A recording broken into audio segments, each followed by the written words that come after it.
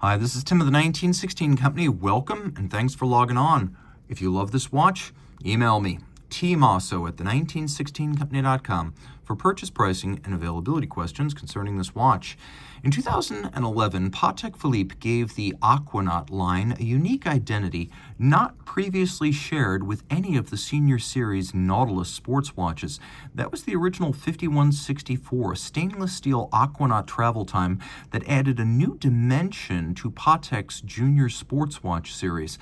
Well, in 2024, Patek Philippe upgraded the Aquanaut with a cool new denim blue dial, a matching composite strap, and a white gold case. There's also a new movement that the original 5164 could only have imagined, or perhaps its owner could only have imagined, since this is the 26330 with full hacking capability. So, in white gold, it's still 40.8 millimeters in diameter, 10.5 millimeters thick, from lug tip to lug tip, 47.5 millimeters across the wrist with a 21 millimeter spacing between the lugs.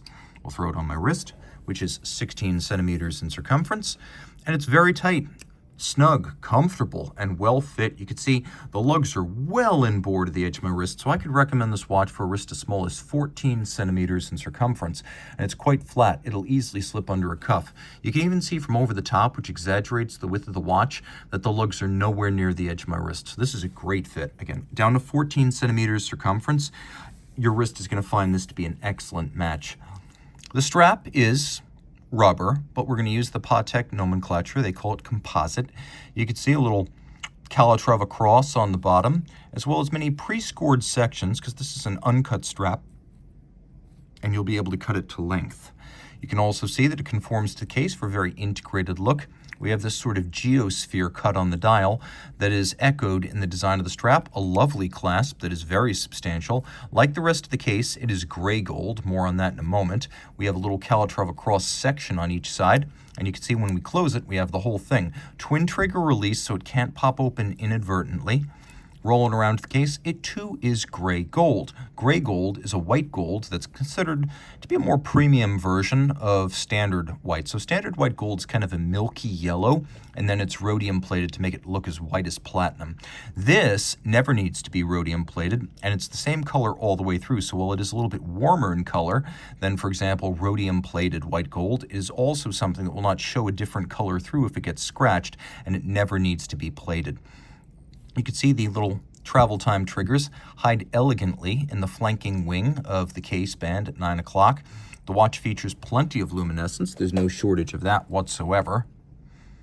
And then we do have a screw-down crown and a screwed-in case back. And previously, Aquanaut cases of this type were rated for 120 meters. Now Patek has a blanket 30-meter water resistance rating across the board. Just be advised that this is fine for swimming, so don't worry about that. And some 30-meter Patek watches are more water-resistant than others, if you get what I mean. White gold hands and indices, so they'll never tarnish or oxidize. We have a pointer date, and you can actually drive the date forward or backwards, depending on which way you're traveling across the international date line. Of course, Patek gives us a local and reference time AM/PM indicator, so both of these hands can be in a 12-hour format, but still distinguish between day or night. Why that's important is because having two 12-hour hands means you can superimpose them if you want to clean up the dial and not see the second time zone at all times. Also, I mentioned hacking seconds, and that is one of the big highlights of the more recent 26330 SCFUS, which is the movement that's inside this watch. Hacking seconds, you can set it to a second. I know, not a revolutionary development, but by Patek standards, that was big news back when it first arrived. Taking a look around the back, here you can see the movement itself. Unidirectional winding. It features a 45-hour power reserve, a 4 hertz beat rate, pivots on 29 joules. It's 6 position adjusted. It has a free-sprung Gyromax style balance for precise setting and shock resistance.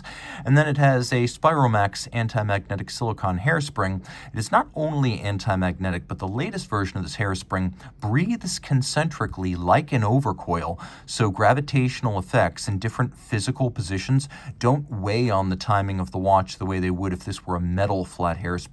The finishing is quite accomplished and attractive, and of course Patek now quoting timing tolerances as precise as -2 plus, or I should say -1 plus 2 seconds per 24 hours, which is quite impressive.